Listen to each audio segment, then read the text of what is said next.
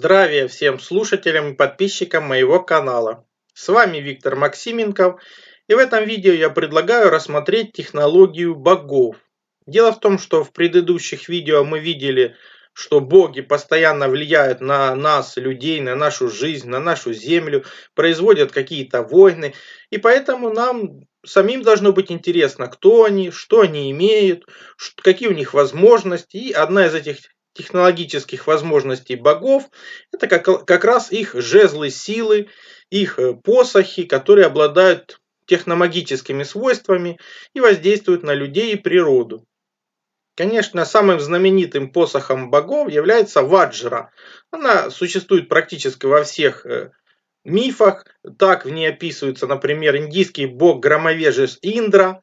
Он змееборец, бог войны, царь небесный, заведующим дождями и громом. Владеет двойной ваджрой. Выглядит она как трезубец двухсторонний и описывается как скипетр, жезл. В индийской традиции, ведической, она переводится как алмазная, крепкая, нерушимая. Смысл в том, что она использовалась для того, чтобы создавать молнии, и этими молниями поражать врагов. Интересное оружие, которое возрождает к бою умерших, управляет молниями, громом и дождями. Но это всего лишь один бог, в разных мифологиях названный по-разному. Зевс, у славян это Перун, у шумера это Дейти, Индра у индусов. А что же у других богов? Если мы вспомнили Зевса, как же не вспомнить его Посейдона, его брата, того, кто управляет морскими просторами, который владеет грозным трезубцем, с помощью которых вызывал бури, когда высоко вздымал его над волнами. Также его ударом этого трезубца царь водных глубин рушил скалы. Но если Посейдон пожелает и протянет трезубец над волнами, они тут же успокаивались. Буря стихает, и воды вновь спокойны для мореплавателей. Также этим трезубцем вызывали землетрясения. Стукнув этим оружием о землю, можно вызвать огромное сотрясение почвы. Недаром Посейдона зовут сотрясателем земли. Так что получается, он управлял стихиями не только воды, но и ветра, но и земли при помощи этого трезубца. Раз уже мы вспомнили трезубец, как не обойти рогатину Аида? Именно этот жезл силы помогает ему наводить порядок в загробном мире. Описания крайне мало, но скорее всего воздействие его именно психотропное.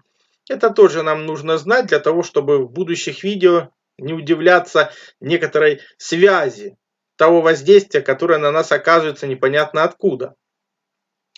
Если взять древние легенды, то Гомер называет Аида щедрым и гостеприимным, так как смертная участь не минует ни одного человека. Аид богатый, так как он владелец несметных человеческих душ и скрытых в земле сокровищ. Аид обладатель волшебного шлема, делающий его невидимым. Этим шлемом пользовались и другие боги. Так что у богов очень много атрибутов, но мы сейчас рассматриваем жезлы силы, хотя, например, того же Аида шлем-невидимка, который мы знали из других сказок. И трехглавый пес Цербер. С одной стороны это пес, а с другой стороны по славянским сказкам это дракон. Но это еще не все. Как известно, трезубец Посейдона был сделан ремесленником Гефестом. Но Гефест же сковал еще два чудесных инструмента. Это молнию Зевса и рогатину подземного царства Аида. У Гефеста тоже был жезл, но о нем как-то не очень все особо вспоминают. Но суть в другом. Если сложить все эти жезлы, то можно получить оружие еще большей разрушительной силы. Информацию об этом оружии я не нашел. Если кто-то найдет, бросайте все в описание. Все ссылки на подобные материалы только приветствуются. Если же мы вспомнили Гефеста, то, скорее всего, у него был не жезл, а все-таки молот в виде жезла, что-то подобное. Потому что вот здесь описывается, что многие испытали силу его огня и страшные могучие удары его громадного молота. Даже волны бушующих рек смирил под троем своим огнем Гефест. Грозным разил он своим молотом могучих гигантов. Великий бог огня, искуснейший божественный кузнец Гефест, он дает тепло и радость. Он ласков и приветлив, но он же грозно карает. Стихия огонь. Ну, скорее всего, вулкана и магма. Если уж мы вспомнили молот, то как тут не вспомнить молот Тора? Он же сокрушитель. Мельнир был настолько тяжел, что никто не мог его даже поднять. Тор надевал волшебные железные рукавицы, благодаря которым молот становился метательным оружием, которое всегда поражает цель и возвращается обратно в руки метателя. Также он носил пояс силы, состоявший из волшебных колец, удваивавших силу носящего. Мельнир был настолько мощным оружием, что его удар вызывал молнии и гром. То есть, что мы здесь видим? Мы здесь видим какой-то симбиоз молота Гефеста, молнии Зевса, плюс боги почему-то используют именно технические устройства. То есть молот, он может попасть куда угодно, но для того, чтобы вернуться, все-таки ему нужно перчатки. И он возвращается именно в эти перчатки. Плюс мы видим как бы экзоскелет такой определенный, то есть пояс силы, который удваивает силы того, кто его носит.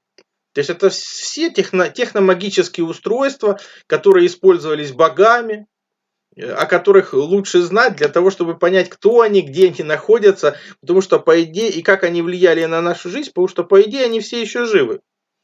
И поэтому все это мы рассматриваем, чтобы понять, кто они, какие их возможности, где они в итоге находятся. Ну, как тут не вспомнить про копье Одина, Гунгнир. Обладала волшебными свойствами, тоже поражает любую цель, пробивает самые толстые щиты и панцири, разбивает на куски самые закаленные мечи. Дело в том, что опять же мы видим какое-то оружие самонаведения, которое все пробивает, очень похоже на ваджру, которая алмазная, несокрушимая, попадает, все пробивает, все уничтожает. А Один это как бы верховный бог тоже скандинавской мифологии. Ну, если вспомнить про богов, тоже как обойти бога Тота. Это уже из Египта. Его жезл энергии, он сам же упоминает в его же скрижалях. Вот что он пишет. «Поднял я тогда свой жезл и направил луч вибрации, поразив их так, что они стали неподвижны, как обломки камней горы. Тогда обратился я к ним словами спокойными и мирными и поведал о мощи Атлантиды, говоря, что мы дети Солнца и его посланники, усмирил я их своей магической наукой, пока не пали они ниц у моих ног, и тогда освободил я их.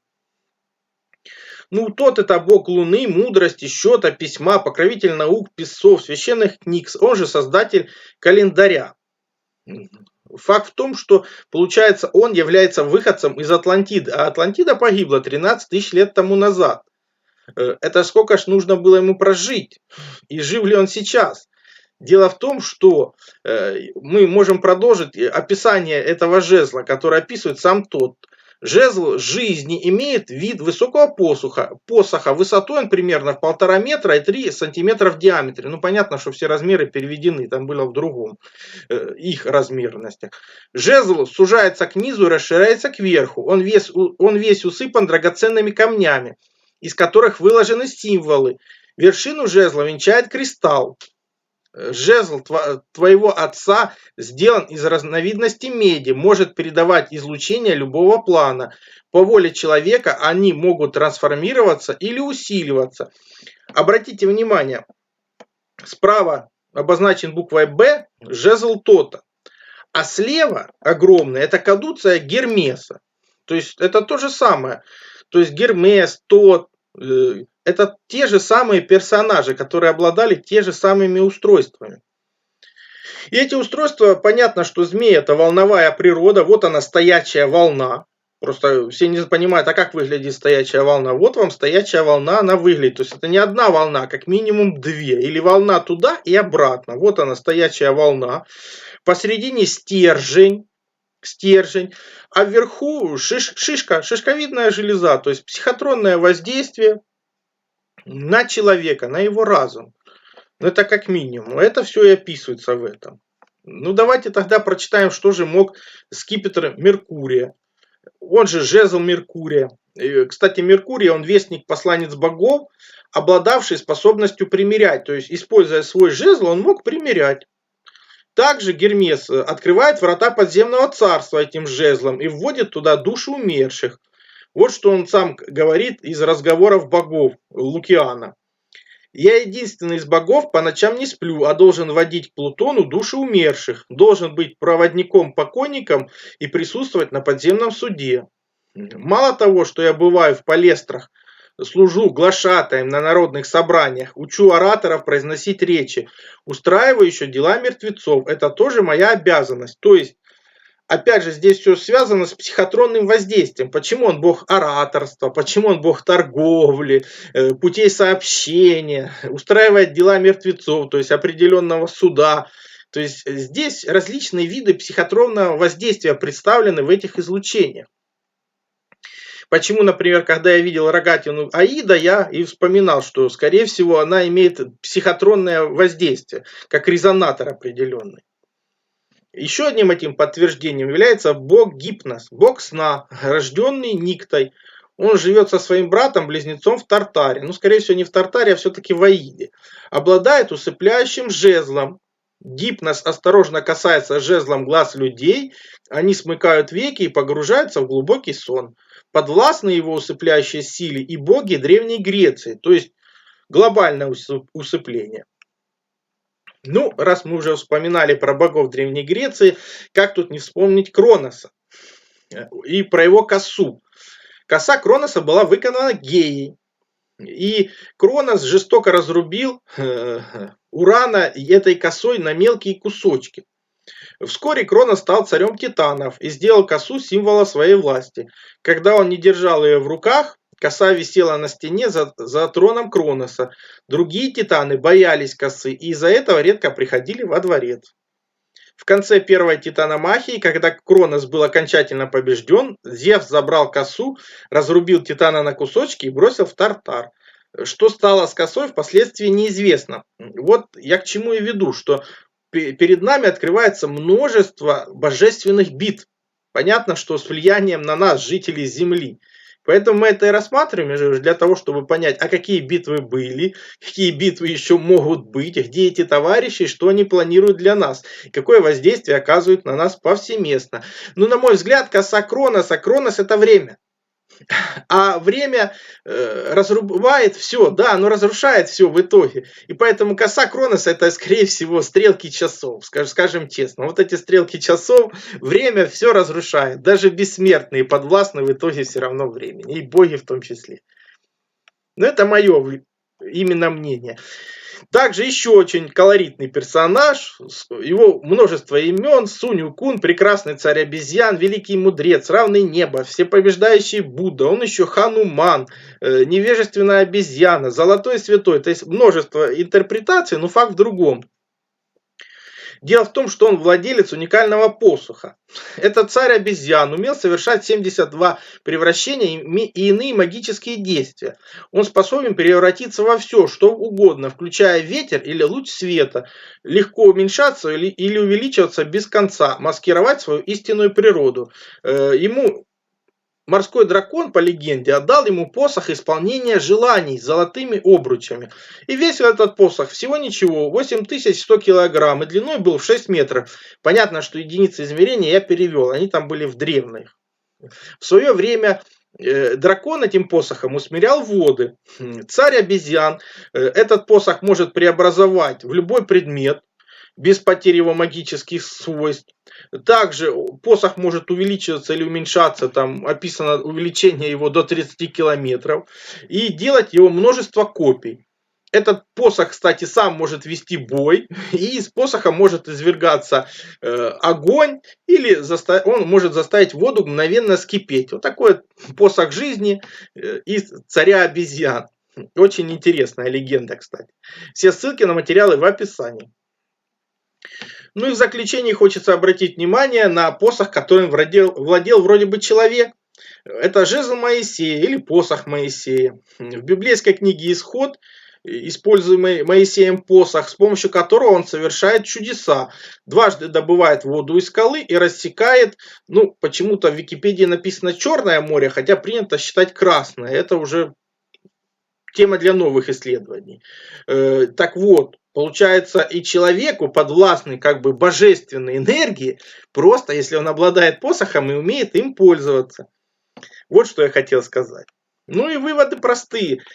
Технологии богов в прошлом встречаются довольно часто, что говорит нам о том, что их владельцы не являются все-таки такими всемогущими. И хоть они обладают сверхвозможностями по сравнению с людьми нами сегодня, но для управления погодой и сверхэнергиями природы им нужны вспомогательные устройства техномагической природы.